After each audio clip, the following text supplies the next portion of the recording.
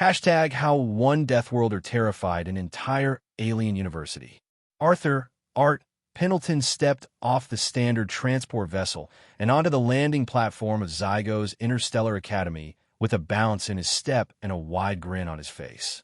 Finally, after months of application paperwork, vaccinations, and cultural sensitivity training, he was here, the first human accepted into the galaxy's most prestigious university for sensitive species. The transport dock hummed with the gentle movements of various alien species, most moving at what Art could only describe as a glacial pace. A service robot nearby struggled with a stack of luggage, its manipulator arms trembling under the weight. "Here, let me help with that," Art said cheerfully, reaching over and lifting both the robot and the luggage it was carrying. The robot emitted a high-pitched whine of distress as Art carried the entire setup across the landing bay. Immediately, gravity sensors throughout the dock began blaring with overload warnings. The crystalline silicate dock workers nearby began to develop hairline fractures across their translucent bodies from the sudden stress. One actually chipped a corner off in shock. "Sorry about that," Art called out, setting down the robot and luggage at their destination. "Just trying to be helpful." A shimmering, elegant energy being floated forward with controlled, precise movements. The being's energy field maintained a perfect sphere of soft blue light. "Welcome to Zygo's Interstellar Academy, Mr. Pendleton," the entity said in a voice that sounded like wind chimes. "I am Dean Zyler, head of this institution. We are pleased to have our first human exchange student." "Great to meet you, Dean Zyler." Art thrust his hand forward for a firm, Earth-style handshake. His hand passed partially through the Dean's energy field, causing the perfect sphere to wobble and fluctuate wildly. Dean Zyler flashed through a spectrum of alarming colors: red, orange, yellow, purple, before finally restabilizing as a somewhat less perfect blue sphere. Behind the Dean, the welcoming committee of sensitive plant-based faculty collectively wilted in horror. "Yes, quite." Dean Zyler's voice now had a slight static undertone. "Please follow Administrator Gleep for your orientation tour. And please, tread lightly." A slender being with leaf-like appendages and bark-textured skin approached cautiously, holding what appeared to be a datapad made of living tissue. "This way, Terran," Administrator Gleep quickly corrected himself. As they walked, Art took in the magnificent architecture of Zygo's Academy. The corridors were wide and airy, constructed of a gleaming crystalline material that seemed to shift colors subtly in response to emotions. The halls were dotted with signs in multiple languages, most variants of "Warning, microvibration risk. Please move gently." Art's footsteps echoed loudly in the hushed atmosphere as he walked at what he considered a leisurely pace. His strides created small air currents that caused several gaseous students to flatten themselves against the walls to avoid dissipation. "What's that?" Art asked, pointing to a garden-like arrangement of glowing, floating rocks. "That is our energy stone meditation garden," Gleep explained. "Please do not." Art had already reached out to touch one of the stones, causing it to bobble out of its perfect alignment. This set off a chain reaction, and soon all the stones were vibrating out of sync, emitting piercing, dissonant tones that lasted for a full 10 minutes. Several passing students formed what appeared to be the equivalent of pained expressions. One mercury-based life form actually boiled slightly. "Fascinating campus you have here," Art commented, oblivious to the distress he was causing. "But where's your high-intensity exercise area? For sports and working out?" Administrator Gleep's leaves curled slightly at the edges. "We do not encourage strenuous physical activity as it may cause molecular instability in many of our students." "Oh," Art replied, genuinely confused. "How do you stay fit?" "Through perfect homeostasis," Gleep answered, as if it were the most obvious thing in the universe. Their tour concluded at Art's first class, Fundamental Interspecies Ethics and Logic. The classroom was a semicircular arrangement of various seating options, anti-gravity platforms, liquid suspension pods, and a few standard chairs. Art took one of the chairs, which creaked ominously under his solid weight. Professor Krell floated to the center of the room. The professor was a pure logic-based life form, essentially a collection of 7 visible brains connected by neural energy pathways, hovering in formation. Today we examine Ethical Dilemma 347b. Krell began in a perfectly modulated voice. When resources are limited to support only 82% of a population, what is the most logical and ethical allocation method? The class began, offering answers, each more complex and mathematical than the last, involving resource optimization algorithms and equality formulas. When it was Art's turn, he scratched his head thoughtfully. Well, couldn't we just build a better system with what we've got?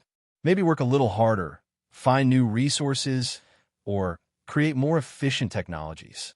The neural pathways between Professor Krell's brains visibly flickered. That is dangerous pre-logical chaos thinking, Mr. Pendleton. The parameters of the problem clearly state. But in real life, parameters change. Art insisted enthusiastically. That's what humans are good at, adapting to changing situations and finding creative solutions. And how would you classify this human ethical system? Krell asked, a hint of what might have been exasperation in his otherwise emotionless voice. Oh, we've got tons of them, Art said brightly. Consequentialism, virtue ethics, deontology, utilitarianism, religious frameworks, often all mixed together and contradicting each other. We mostly just muddle through and do our best. Thin wisps of smoke began rising from 2 of Professor Krell's brains. After class, Art was escorted to his dormitory, a carbon-based, minimal-needs room that felt Spartan but functional. Inside were 3 other beings who would be his roommates. Hi, everyone. I'm Art Pendleton from Earth, he announced cheerfully. The first roommate was a tiny insectoid creature with delicate antennae that immediately began to quiver uncontrollably at Art's booming voice. This is Flick, a mechanical voice announced. He communicates through antenna rubbing and would appreciate quieter sound vibrations. The voice came from a small, hovering orb in the corner of the room. I am Unit 9, Dormitory AI Management System. Initial threat assessment, minimal.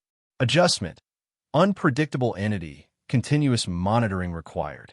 The third roommate appeared to be a large, semi-liquid amoeba-like creature that immediately contracted into a tense ball when Art approached. And this is Plu, Unit 9 continued. Plu would prefer you maintain a distance of at least 3 body lengths at all times. Great to meet you all, Art said, dropping his duffel bag with a heavy thud that made the entire room vibrate slightly. Flick fell off his perch. Art unpacked his small personal coffee maker and began preparing what he called his extra-strength brew. The rich, bitter aroma immediately filled the room, setting off the air quality sensors. Warning, Class 4 neural stimulant detected, Unit 9 announced. Possible toxic exposure event in progress. Art took a deep swig from his mug and sighed contentedly. Anyone else want some? No. More for me then. As he settled in for the night, Art reflected that everyone at Zygo's seemed a bit uptight, but he was confident they'd warm up to him soon. Meanwhile, across campus, rumors were already spreading about the solid entity and the logic breaker who had arrived that day. The next morning, Art headed to the dining hall for breakfast. The standardized meal consisted of a bland, nutritional gruel designed to meet the basic metabolic needs of most carbon-based life forms. Can I get some spice for this? Art asked the robotic server. The server's optical sensors rotated rapidly. Spice undefined. Danger level undefined. Request cannot be processed. Never mind. Art sighed.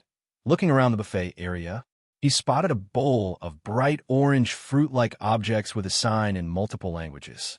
He could just make out the warning in English. For species with strong acid-based digestive systems only. These look interesting, Art said, grabbing one and taking a bite. Several nearby students gasped and moved away rapidly. Art chewed thoughtfully. I'm a bit tangy. Not bad. After breakfast, Art headed to his next class. On the way, he paused to look out a super-reinforced observation window at the beautiful planetary rings visible from Zygos. As he leaned against the window while stifling a yawn, there was an ominous cracking sound.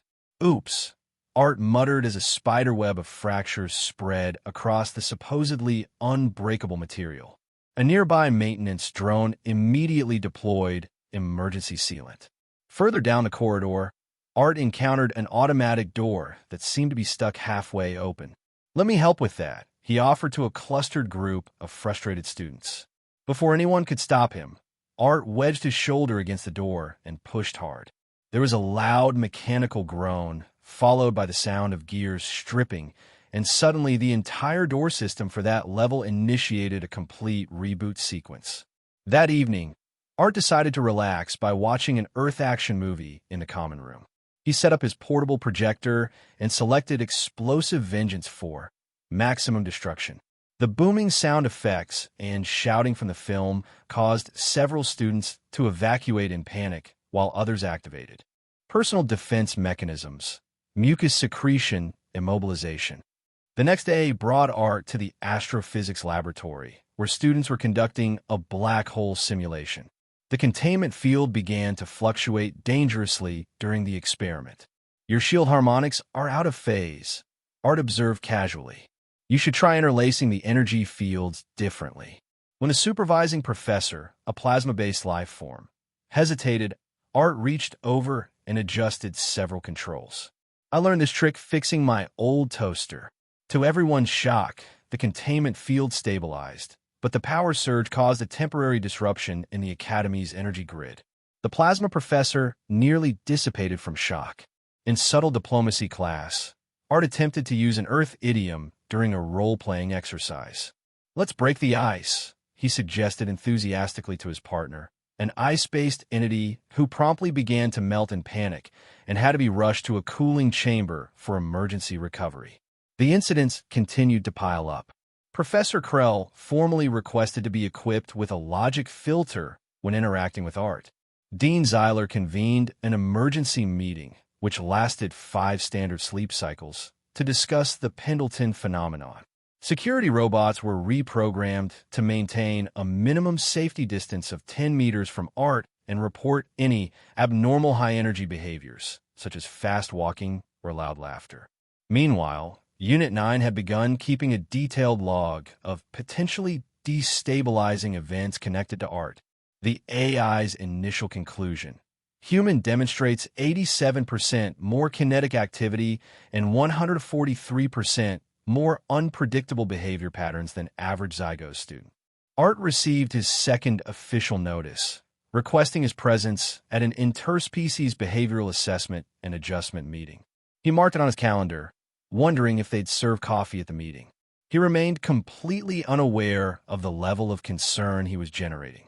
By the end of his first week, Art had earned the nickname Art the Awful, or sometimes the Walking Calamity. Memes began circulating on the Academy's internal network. Images of Art smiling with the caption, "I'm just trying to help," superimposed over pictures of a laboratory on fire.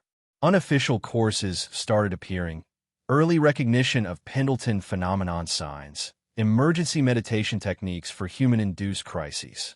Campus pathways were now color-coded based on Pendleton encounter probability. A new warning system had been installed, Art Alert Level, accompanied by soft but haunting woo-woo sounds. A curious but fearful student group, calling themselves the Art Watchers, began documenting his actions from a safe distance using high-resolution cameras. A small black market emerged, selling items claimed to be art-proof: Lucky Charms, small static field generators. In the dormitory, Art's roommates had developed coping mechanisms. Flick constructed a safe zone of dense air filters in his corner of the room. Unit 9 developed an algorithm predicting Art's behavior with 43% accuracy, enough to warn Plu before Art entered the room. Plu had learned to form into a nearly solid state and roll under the bed when sensing imminent chaos increase. Art's behavioral assessment meeting took place in a room lined with shock-absorbing materials, with an interspecies psychologist, an emotion-reading entity, present. "Mr. Pendleton," the psychologist began gently, "your presence here is causing widespread existential anxiety." "Oh, I'm really sorry about that, Art said sincerely. I'm just trying to fit in and help out where I can. His genuine sincerity and optimism created an emotional feedback loop that overwhelmed the psychologist, who later requested a transfer to a less emotionally volatile area. Art left the meeting feeling it had been pretty productive and was pleased that people are finally opening up. He decided to host an Earth Culture Night in his dormitory, planning to introduce chili con carne, an extremely spicy dish, and rock and roll music. Unit 9 began sending alerts to the entire floor. The Earth Culture Night went about as well as could be expected, which is to say, catastrophically. The pungent spices in the chili overwhelmed the floor's air filtration system, causing it to spew green decontamination foam everywhere. The rock and roll music, which Art played at what he considered a moderate volume, created mild structural vibrations in the building and sent several sound-based species into emergency hibernation. Flick went into shock and flew around the room erratically. Plu transformed into a trembling puddle onto the bed. Art tried to rescue a decorative statue that was vibrating off a shelf and accidentally shattered it. This incident triggered the first campus-wide Art Alert Level warning. Academic activities were suspended for one cycle. Dean Zeiler faced pressure from the Galactic Board of Trustees to definitively address the Pendleton problem. Professor Krell, after analyzing data from Unit 9 and incident reports, reached a surprising logical conclusion. Despite causing chaos, Entity Pendleton's actions typically lead to non-negative final outcomes, sometimes inadvertently positive ones. Perhaps the issue lies not with the entity, but with the system's lack of preparedness. Based on Krell's logic and a lack of other options, Dean Zeiler made a shocking proposal. Instead of expelling Art, they would utilize him. They decided to give Art the opportunity to conduct a special workshop. The workshop was established. Survival skills in high-instability environments, theory and practice from a Deathworlder perspective. Subtitle: How Not to Disintegrate When Logic No Longer Applies. The announcement of the workshop caused extreme confusion and curiosity. It was fully enrolled within 3 minutes by security personnel, the crisis response team, members of the Art Watchers, and an interspecies philosophy group who believed art was the embodiment of primordial creation. Art's first class began with a demonstration of how to restart a malfunctioning power generator using a metal rod, some chewing gum, and a control tap in just the right spot. The generator did restart, but released a harmless electrical arc that singed the hair of one participant. The reaction: 5 attendees fainted, 2 activated personal shields. The security team took frantic notes, and Dean Zeiler, observing remotely, felt his energy field begin to flicker again.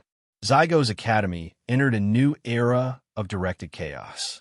Art was delighted to finally be able to share helpful tips. Professors began secretly reviewing recordings of the workshop. Then a real crisis struck. An unexpected magnetic storm swept through the region, disabling most of the Academy's automated systems, including life support for environmentally sensitive species. Standard emergency protocols proved too slow and complex. Panic spread. Dean Zeiler was helpless. Professor Krell calculated a 98.7% probability of system failure. While everyone was running complex procedures, Art recognized the core issue was an overloaded main energy relay. Using practical knowledge from his workshop and a few multipurpose tools he always carried, he created a temporary energy bridge using cable from a broken cleaning robot, heat shields from a nearby laboratory, and everything tightly wrapped with his own shoelaces. The action caused a loud explosion, a spectacular light show, and collapsed a non-load-bearing section of wall. But it successfully redirected the energy flow, stabilizing the life support systems by a narrow margin.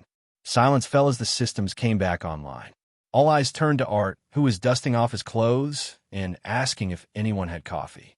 Dean Zeiler, after stabilizing his energy field, made an official announcement. Zygo's Academy officially recognized the Pendleton method as a non-standard but effective emergency response procedure. An Art clause was added to the safety manual. Professor Krell proposed establishing a Center for Illogical Adaptation Research and Deathworlder Solutions. Art's workshop became an official course, extremely popular despite, or perhaps because of, the risk.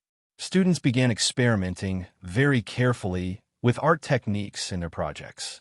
Equipment failure rates increased by 30%, but unexpected breakthrough rates also increased by 15%. Safety signs were updated with fine print, except in cases of approved Pendleton method application. See Appendix C. Art's roommates adapted too. Flick now wore a small air filter mask when Art cooked. Plu occasionally attempted to communicate by forming into wrench-like shapes. Unit 9 became Art's unofficial assistant, constantly calculating risks and efficiencies of new ideas. In the final scene, Art cheerfully explained to a group of first-year students how to optimize nutrient flow in the school's hydroponic system by giving the pump a gentle shake and some encouraging words, while Dean Zeiler and Professor Krell observed remotely through a monitor. Zeiler sighed elegantly, and Krell noted, "Inexplicable success probability, 67%. Further research needed on encouraging words factor." Zygo's Academy was no longer the quiet place it once was. It was louder, messier, sometimes slightly more dangerous, but also more adaptable and creative.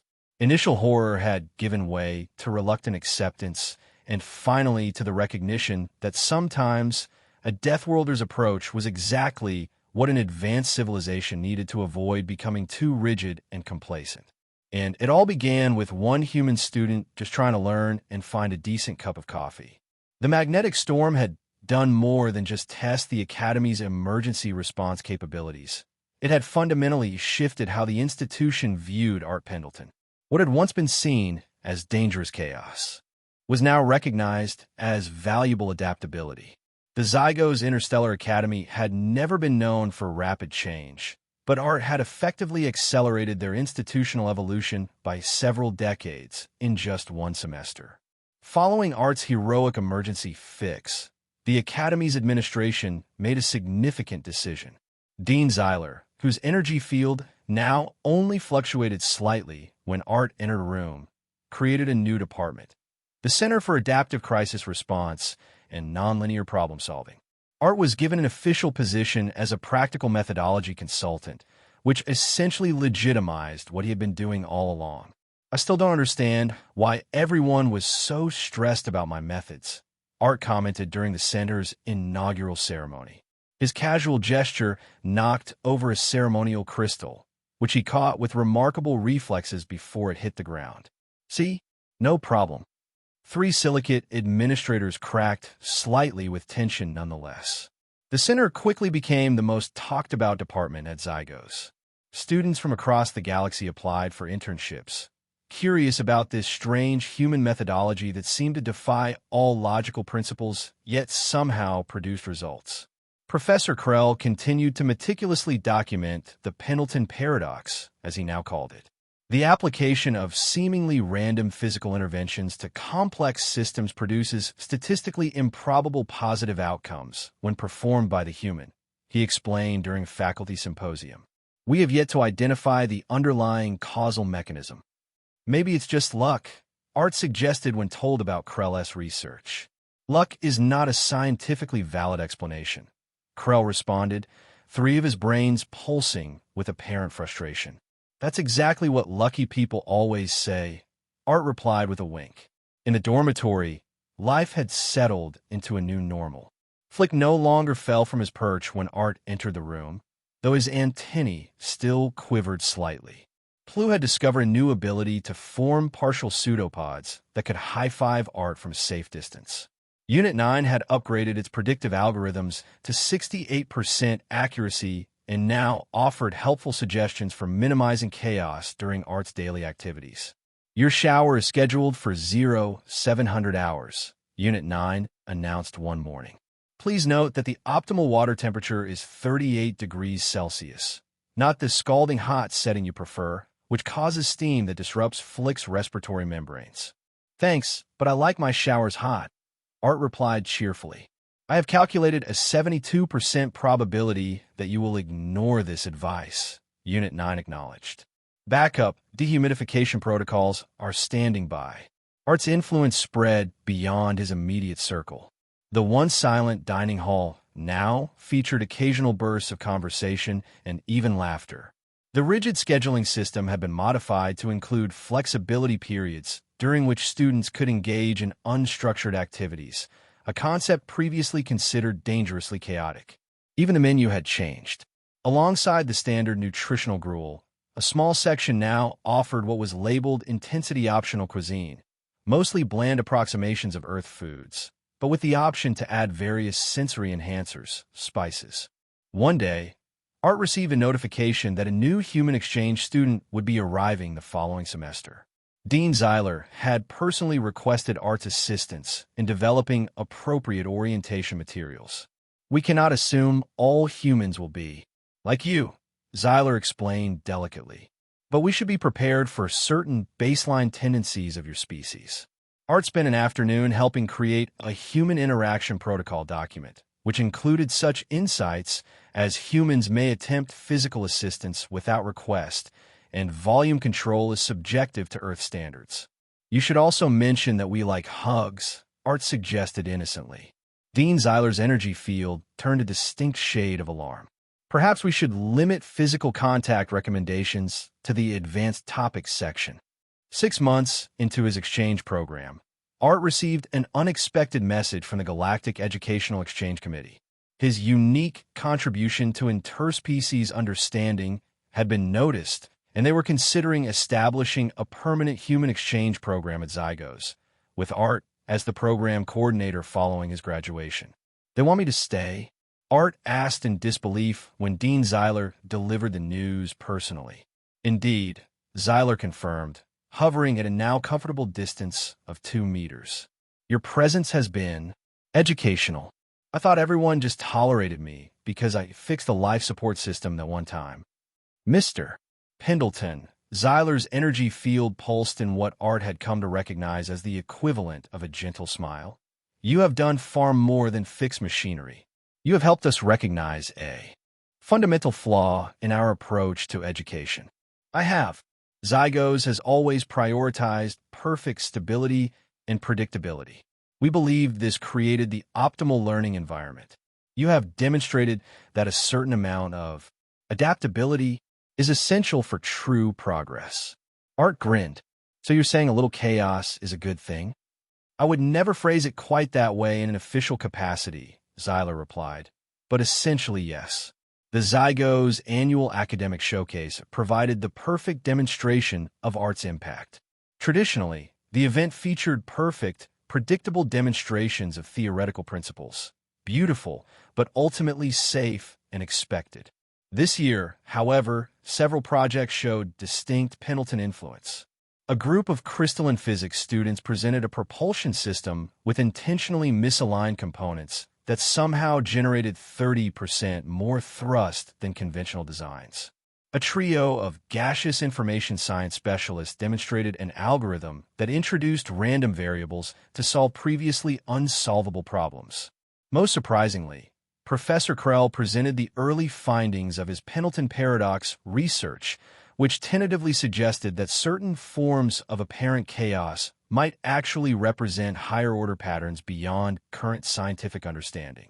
During Krell's presentation, Art noticed one of the professor's 7 brains was now a slightly different color than the others. When he asked about it later, Krell admitted, "That particular cognitive center has been altered by exposure to your thought patterns. It now occasionally generates what you might call hunches, hypotheses without complete logical foundations. Most disturbing, they are correct 73% of the time." By the end of his first year at Zygos, Art had become something of a campus celebrity. The Art Watchers Club had evolved into the Applied Spontaneity Society, dedicated to studying and carefully implementing human-inspired approaches to problem-solving. First-year students would point and whisper when he passed, some brave ones asking for advice on their projects. Art took it all in stride, still just as cheerful and helpful as the day he arrived. He still occasionally caused minor incidents, like the time he accidentally created a temporary quantum fluctuation by combining 2 supposedly inert chemicals in the cafeteria. I just thought the blue drink and the yellow drink would make a nice green one. But they were now met with resigned acceptance rather than panic. In his end-of-year evaluation, Dean Zeiler wrote, Arthur Pendleton represents both the greatest challenge and the most significant opportunity that Zygo's Academy has encountered in its 3,000-year history. His presence has forced us to confront our institutional rigidity and expand our definition of acceptable methodologies. While his approach will never be our primary teaching model, the Pendleton perspective has earned its place in our curriculum.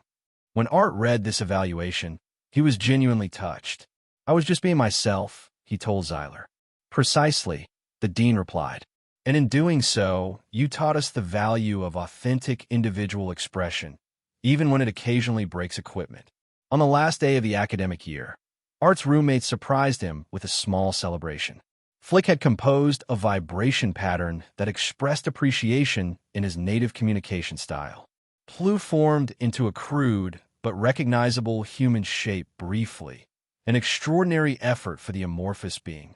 Unit 9 presented a statistical analysis showing that despite causing 217 minor incidents, Art had contributed to a 34% increase in novel solution generation across campus. I'm going to miss you guys over the break, Art said, genuinely moved. We have calculated a 97% probability that we will experience unusual sensations approximating what humans call missing you as well, Unit 9 replied, though the peace and stability will be a welcome temporary condition. As students departed for their home worlds or research placements, Art took one last walk around the now-quiet campus. The crystalline architecture still gleamed perfectly. The pathways were still meticulously maintained, and the Energy Stone Meditation Garden had been repaired and rebalanced countless times following his accidental disruptions. Yet something had fundamentally changed at Zygo's Interstellar Academy. The safety signs now included exceptions for innovative emergency responses. The class offerings now included courses on adaptive problem-solving and cross-species crisis management. Even the architecture had subtle modifications, slightly more flexible materials, more forgiving tolerances. Art stopped at his favorite viewpoint, carefully leaning, but not too hard, against the reinforced observation window to gaze at the planetary rings. A maintenance bot hovered nearby, obviously assigned to monitor for potential Pendleton incidents, but Art pretended not to notice. 1 year down, he said to himself with satisfaction, taking a sip from his ever-present coffee mug. I wonder what they'll make of my idea for an interspecies soccer league next semester. The maintenance bot made a small sound that might have been alarm. Somewhere across campus, Unit 9's predictive algorithms detected a sudden spike in potential chaos levels for the upcoming term. Dean Zeiler's energy field flickered briefly as a mysterious sense of both dread and anticipation passed through it. And in his laboratory, one of Professor Krell's brains, the oddly colored one, produced what might have been the first spontaneous chuckle in the history of a species. Zygos would never be the same, and deep down, no one really wanted it to be.